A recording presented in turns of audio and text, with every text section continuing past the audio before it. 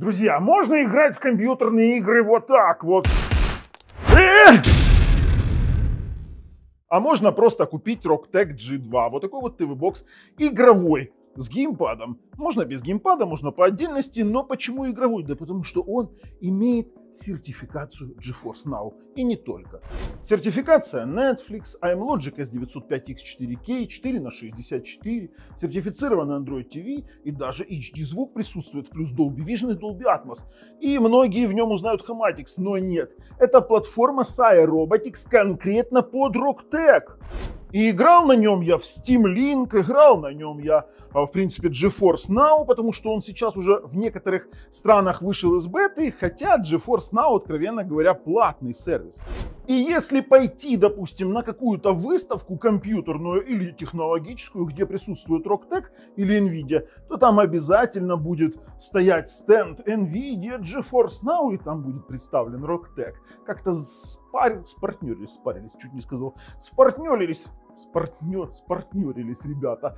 Это какое пошлое слово получается. Но суть остается сутью. И тут уже у меня, кстати, под вопросом выпуск шилда нового 2024, потому что здесь есть все сертификаты, и ТВ-бокс действительно крутой. Кстати, пульт у него очень классный, на распаковочке увидите. Вообще, конечно же, если вы не подписались и не нажали колокольчик, то очень плачевно, потому что вы пропустите дальнейшие наши классные обзоры и, конечно же, развитие этого ТВ-бокса на нашем канале. Потому что я продал на текущий момент Hematics Airbox 4K+, и оставил себе этот больше памяти, хотя есть некоторые отличия, конечно, в самой платформе и даже в аппаратной части. Ну а сейчас мы пойдем его распакуем, посмотрим цену, потестируем и, конечно же, сделаем выводы. Лиса, а тебе ТВ-боксы на каком процессоре нравятся? Мне нравится Rockchip, прощались. Rockchip, ей нравится. ТВ-бокс. Rocktec. Ой, прости, пожалуйста. Пошли.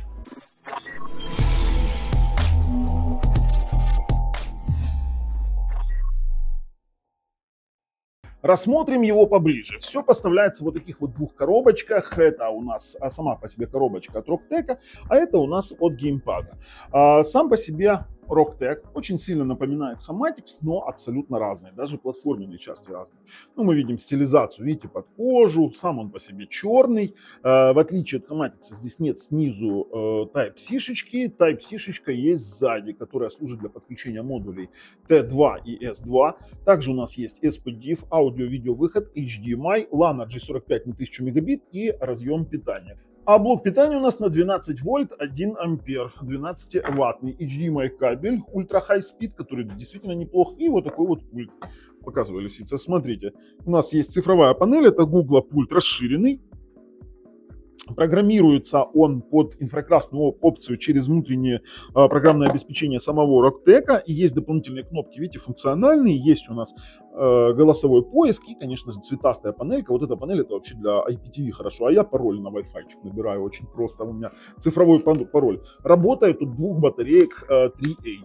А на самой коробочке у нас заявляются, что у нас есть тут огромное количество моментов, 64 гига хранилища, 4 гигабайта памяти, 4К 60 FPS HDR, Chromecast. Короче, ребят, это все написать можно много, а давайте мы с вами проверим лично.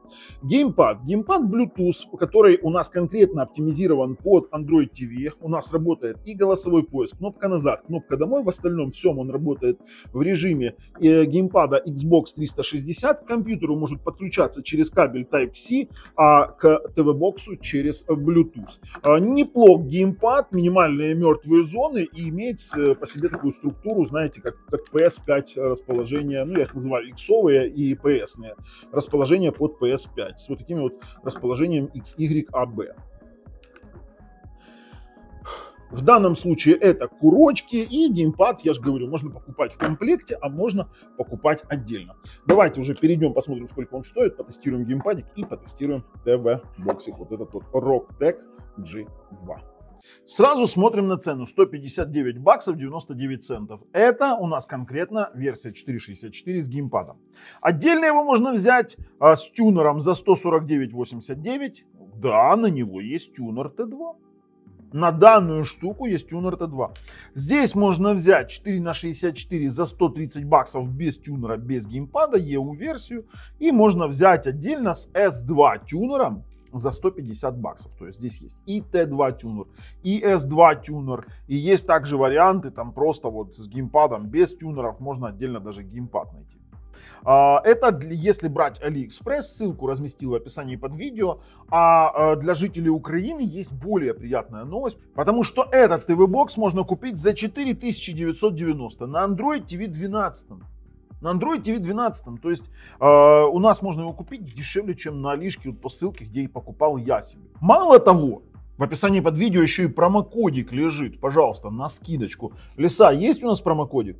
Есть. Лиса вам для жителей Украины закинет ссылку на официальный магазинчик, на представителя. И плюс можно его купить здесь за 6780 вместе с геймпадом. Можно геймпадик отдельно купить. Короче, все это продается в наборах. Ребят, ссылки в описании под видео. Пожалуйста, смотрите. Я вот все вам разместил на этот Rocktech G2. Пожалуйста, без проблем можете идти покупать. Вообще, что пишет сам производитель по данному TV-боксу? У нас здесь есть AMLogic S905X 4K, Mali G31, DDR4, 4 гигабайта на 64, 1000 мегабитный LAN с Wi-Fi 6. Но они пишут DTS HD. Я вам скажу так, я DTS HD не получил. Если у кого-то получится его получить, скажите как, я сделаю. HDR Widevine L1 здесь есть, я вам скажу, не только AV1, здесь есть еще и Dolby Vision и различные профили. Тоже сейчас вы все эти тесты увидите. И тут раз вам там GeForce Now. Нифига себе, сразу так раз и GeForce Now. То есть официальная штука вот этих вещей, это то, что поддержка всех стриминговых сервисов включает GeForce Now для игр. С поддержкой HDR10+, 4K HDR, они пишут, что есть DTS HD, но я не понимаю, как его получить. Хотя есть вариант того, что DTS HD, возможно, будет работать в каком-то стриминговом сервисе. Не знаю, в пробросе не работает. Тут нам пишут, что у нас есть HLG, HDR10+, короче, много чего они понаписывали. Тут Итуар Wi-Fi, SPDIF оптический, USB 3.0. И, в принципе-то, мы все с вами и так уже знаем. Перед тем, как перейти дальше, предлагаю вам, вот я геймпад, кстати, насчет геймпада хочу сказать отдельно. Геймпад в режиме проводного подключения к Windows платформе работает в режиме Xbox 360. Вы можете играть даже на компьютере. В беспроводном режиме он работает как в Android режиме. Все это работает отлично на самом TV-боксе. И давайте я потестирую здесь вот сам по себе этот геймпад. Смотрите, это тяжелый тест. Во-первых, у нас курки. У нас не кнопки, у нас курки. Это уже более такой серьезный сегмент. Вот я клацаю правый, левый. Давайте кнопки попробуем. Попробуем кнопки такие. R3, R2. Крестовинка работает. И попробуем на мертвые зоны. Давайте. Вообще, слушайте, очень мягкий геймпад. Я не скажу, что это топовый геймпад. Но то, что он стоит своих денег, это факт. Смотрите, как он уходит. Никаких провалов. Знаете, как проверяются мертвые зоны? То есть ты ведешь, если у вас есть провал, то оно перескакивает дальше. Перескакивает просто-напросто дальше. Ну, слушайте, у меня как бы вопросов, особых претензий к геймпаду, учитывая, что это не мультиплатформенный. Смотрите, сейчас курочки мягенько пошли мягенько. С учетом того, что, видите как, с учетом того, что он не мультиплатформенный, он поддерживает Xbox 360 у нас версию, можно просто стрелять, да, там, как Xbox 360 и в Bluetooth режиме, и в этом проводном режиме, то, тут я уж не буду, скажем так, он показывает, видите, показывает последнюю нажатую кнопку на крестовине. Можно все 4 зажать, попробовать. Все, можно переходить дальше и тестировать. Ну что, ребятки, смотрите, во что я играю. Знаете, на чем играю? На Rocktech. Вот так вот. Играю в Лару Крофт. Играю в Лару Крофт через GeForce Now. Сейчас покажу. На самом-то деле, давайте в кого-то играю на этом геймпаде, который у нас с Rocktech. Иди сюда. Ай-яй-яй, я как всегда, как ело промахнулся. Иди сюда. На! Ну, во-первых, это такой себе тест геймпада. Почему? Потому что геймпад действительно неплох. Да, это не топ-геймпад, и говорить о том, что он может заменить, допустим, иксовые геймпады или PS-ки геймпады, нет, но геймпад действительно неплох. Смотрите, по чувствительности я могу целить, какие-то мега-минимальные мертвые зоны есть, смотрите, то есть мега-минимальные мертвые зоны есть, но они настолько минимальны, что, ну, честно говоря, на них обращать внимание не стал бы. То есть я играю достаточно отлично, как мы видим. А вот, пожалуйста, Tomb Raider. Tomb Raider и многие из моих игр, которые есть у меня, включая Киберпанк на моем Steam.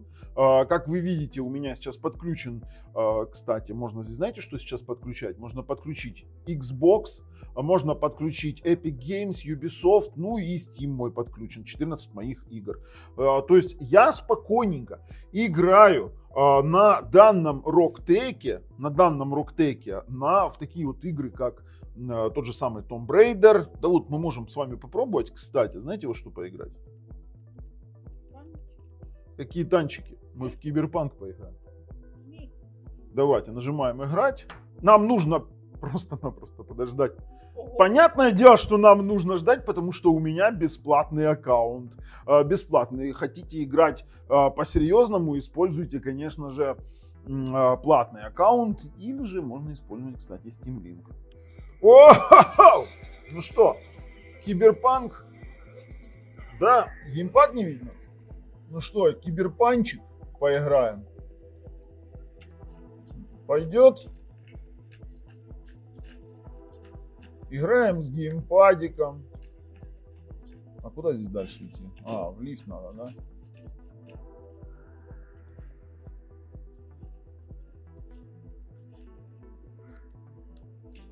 Так, и поехали дальше. Ну что, ребят, играем. Ну, если интересно, кстати, ну, GeForce Now это само собой. Интересно про Steam Link, сейчас расскажу про Steam Link. Давайте вернемся уже на съемочную площадку.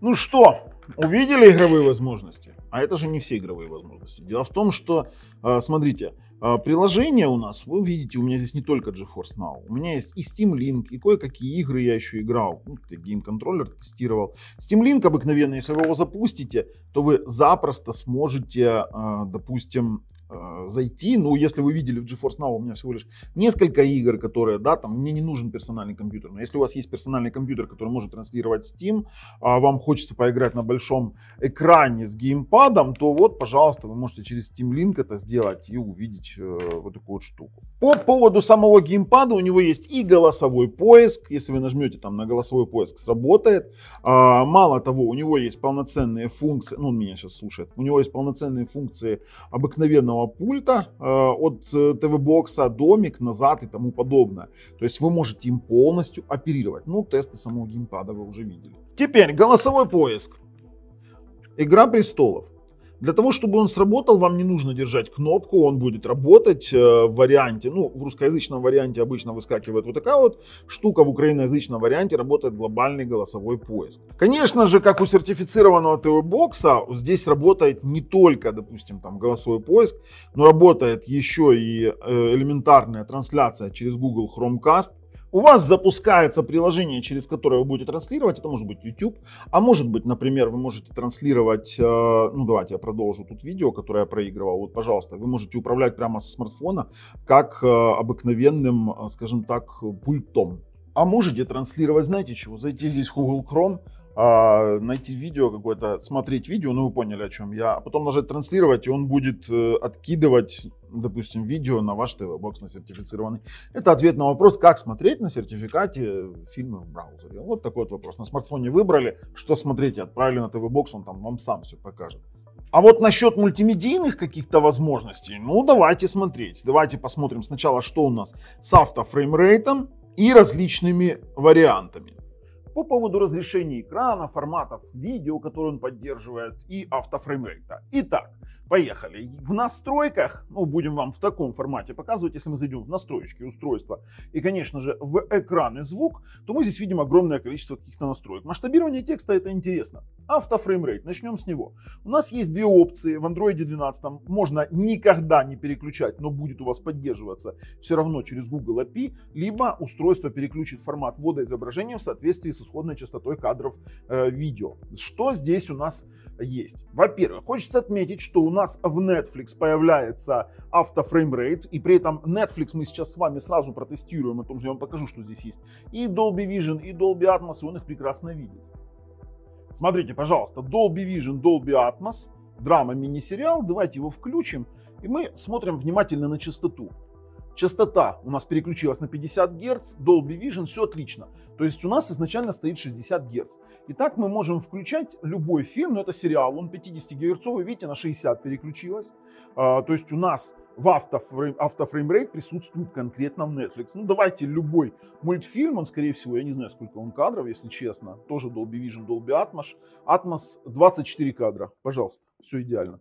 Dolby Vision тоже. Пробуем автофреймрейт в YouTube. Нет, в YouTube оригинальном автофреймрейта нет, к сожалению. Но и раз уж мы в YouTube, давайте мы с вами попробуем сразу AV01 кодек и, конечно же, HDR10. Включаем мою дикую реку, которую я снимал сам. Пожалуйста, HDR10 работает, все переключилось. Давайте посмотрим с вами на настройки. Видим у нас в статистике для сисадминов AV01 кодек, SMPTE 2084, все отлично работает, 0 дропов, абсолютно, это очень тяжелый ролик для тестирования нашего YouTube. По YouTube вообще никаких вопросов нет. Дальше у нас здесь есть HDR настроечки, где у нас все вообще интересно. HDR можно включить Dolby Vision. И, конечно же, есть политика HDR у нас автоматическая. Что у нас есть дальше? Из настроечек есть Source Device LED и Sync Device LED. Объясню. Вот эта вот штука, она, когда ваш телевизор, по идее, отрабатывает сам сигнал, который передает TV-бокс, и в данном варианте у вас YouTube с HDR работать не будет. Нужно ставить Source Device LED, и он будет форсировать передачу 4.2.2 в 12-битного сигнала. И это Low Latency Dolby Vision режим. Вот так вот. То есть в этом варианте у меня работает и YouTube HDR, и Netflix Dolby Vision. Все идеально работает. По поводу Dolby Vision, которые здесь поддерживаются. 5-й профиль Dolby Vision. Пожалуйста, он работает. С этим вообще вопросов нет. 8-й профиль Dolby Vision, то же самое. У нас будет Dolby Vision. Вообще тоже никаких вопросов у нас нет. По поводу 7-го профиля, он у нас игнорируется полностью, он включается как HDR, то есть он не декодируется в FL, не говоря уже о двухслойнике. Спокойно отыгрывает 8К 60 FPS в 300 Mbps, ой, в 60 FPS в 300 Mbps, правильно сказал, этот ролик я снимал лично, своими руками, и сам его монтировал конкретно 8К, смотрите, какое качество, да? Вообще обалденно, это, но 8К сейчас даунскейлит в 4К, вообще обалденно. И, ну, в принципе, если включать какие-то фильмы, то, конечно же, они будут все проигрываться у нас в чем? В Dolby Vision. Отлично. Ну и, конечно же, разрешение экрана у нас здесь поддерживается от 4К 60 Гц, но в данном случае телек не поддерживает ниже 720p, все работает. То есть у нас есть, видите, дробные, у нас, кстати, в дробных частотах все работает. А если пойти в Vimeo Media Player, это вот по поводу автофреймрейта, чтобы вы понимали, идти в автофреймрейт, в диагностику, то у нас здесь есть и целые частоты, это если говорить об автофреймрейте через API от Google. Как мы видим, видите, здесь HDR10, Dolby Vision и HLG, он поддерживает еще HDR10+, просто телевизор не держит 10+. Ну и в данном варианте есть еще вариант, обратить внимание на HDMI цик. У нас есть цик, который может управлять, скажем так, громкостью, видите? То есть, если вы включаете, он может управлять громкостью, если нет, он тогда Android громкостью управляет. То есть, вы это должны понимать. Ну и плюс, конечно же, инфракрасная опция у него, конечно же, есть по поводу именно вот этой вот настройки пульта, когда вы можете выбрать, добавить телевизор, у вас будет управлять громкостью, кнопкой питания, кнопкой выбора источников, тоже все отлично работает. И последний пункт здесь, это у нас расширенное управление звуком. У нас есть AC4, расширенные диалоги, выбор форматов, но когда вы включаете пастру, вы можете включить пастру режим, кстати, то у вас в Netflix будет работать только обыкновенный 5.1 звук. В принципе, по этому меню у нас все. Как вы уже поняли, все у нас работает, да, то есть у нас также в менюшке есть еще App Key Definition, где вы можете назначать вот эту вот кнопку дополнительную с телевизорчиком, например, AIDA 64, которую мы с вами теперь по этой кнопке вызовем. Нажимаем эту кнопочку, пожалуйста, у нас заработал AIDA 64, запустился. Sai Robotics, RTG2, iMlogic, платформа Sai 804 RT, если говорить у Hamatix, там HM, здесь RT, 4/64, это его основное преимущество. Центральный процессор Cortex A55 по 2 ГГц, iMlogic S905 X4K. За отображение отвечает Mali G31, и при этом у нас еще и полноценный 4К, чтобы вы понимали, интерфейс полноценный 4К. Сеточка у нас тут Wi-Fi 6, ну и в принципе все кодеки, тут уже всем все понятно, потому что мы уже с вами все протестировали. А вот что касаемо объемного звука, давайте посмотрим. Что касаемо звука, отдельно для вас блок по звуку. Мы с вами подключены сейчас к старому ресиверу Pioneer, очень обожаю этот ресивер. Подключен у нас SSD-шничек вот такой вот, очень крутой, мы делали обзорчик, ссылочку закинь, пожалуйста, Лисаем, в описании под видео, пускай ребята посмотрят. Будем использовать, конечно же, коди. И вот здесь первое, на что я хочу обратить внимание, это тот момент, когда мы включаем Dolby True HD. Смотрите, Dolby True HD в декодере. В декодере. Мне здесь не надо ничего показывать. Да, Dolby HD Master Audio здесь будет у вас работать как, ну смотрите, как простой DTS. Смотрите, как простой DTS. Вообще не вопрос. Ну а остальные форматы я даже не вижу смысла проверять, потому что Dolby Digital Plus, Dolby Atmos, они все работают. Atmos работает через Dolby Digital Plus. Например, если мы включим какой-нибудь, ну вот у нас есть, вот смотрите, видите, фильм какой-нибудь в Dolby Digital, он будет проигрывать в Dolby Digital. Все отлично. И, честно говоря, в YouTube, это YouTube официальный, когда вы проигрываете объемные файлы, подключены к ресиверу, у вас появляется объемный звук 5.1. То есть 5.1 звук здесь есть во всем. И мы заявляем о том, что мы здесь получили DTS ядро, мы получили Dolby Digital Plus и Dolby True HD в декодере. Само собой, Dolby Atmos здесь идет через Dolby Digital Plus. Это что касаемо звука. Ну и если говорить про стриминговые сервисы, я обычно тестирую на Nexon TV. Это вот, кстати, неплохой, вообще отличный сервис для просмотра ТВ и кино в Украине. Пожалуйста, заходим. Я могу смотреть тут ТВ онлайн. Я ссылку, хотите, я вам закину ссылку, где можно пополнять его очень-очень дешево. Это практически на шару. За такую цену, такой набор каналов и такой набор фильмов вы навряд ли найдете. Видите, как переключается все быстро. И с IPTV тут вопросов вообще никаких нет. Так же, как и в принципе со стриминговыми фильмами, которые можно здесь посмотреть по подписке. Вообще не вопрос. Неплохо. Совсем все неплохо. Ну, вы поняли, да? Netflix работает, YouTube работает, и стриминговые сервисы тоже работают, как и воспроизведение с наружного, скажем так, с внешнего жесткого диска. Если говорить о какой-то системщине, то, конечно, мы можем с вами еще проанализировать скорость в работе Wi-Fi, мы можем проанализировать скорость работы LAN G45 порта. Ну, как мы видим, у нас получается 5 ГГц Wi-Fi 350 на 300 фактически, 360 он подтверждается и в OpenSpeed тесте, и в аналитике. Wi-Fi 2,4 ГГц у нас тянет больше 100 мегабит, 120-110 на 100. И у нас LAN J45, пожалуйста, чистый гигабит. Ну, в данном случае у нас сервера такие сейчас, куда он там, этот аналитик ткнет туда и там и работает, порядка 550 мегабит, что вполне достаточно для стриминга каких-то игровых сервисов. Я не говорю уже про какие-то возможности, там, например, Matrix без ограничений, если есть у вас достаточно качественный интернет, нет никаких блокировок, есть большое количество раздающих. Если пойти в DRM-Info, мы увидим, что тут есть практически все лицензии. Пожалуйста, CNC Clear Key, Google Widevine L1 и Microsoft PlayReady DRM, плюс сертификация Android TV и Netflix. Хочется отметить, что у нас есть доступ к микрофону, есть доступ к камере. Камера — это хорошо, потому что вы можете здесь организовывать Google Meet конференции, например, то есть поставить камеру и общаться там по работе, например. Тоже отличный вариант.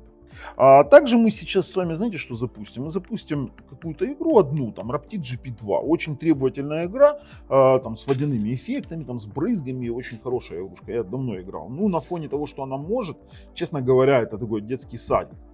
И вот, пожалуйста, тоже все отлично играет. То есть это говорит о том, что мы здесь кроме GeForce Now, Steam Link можем еще с вами поиграть, например, в игры, которые можно устанавливать из Google Play Store, которые оптимизированы конкретно под Android TV. В принципе, он для этого и создан. То есть компания Rocktech вместе с iRobotics позиционирует его как TV-бокс для игр, базовых игр с Android TV, для стриминга через GeForce Now и для, допустим, того же стриминга в Steam Link.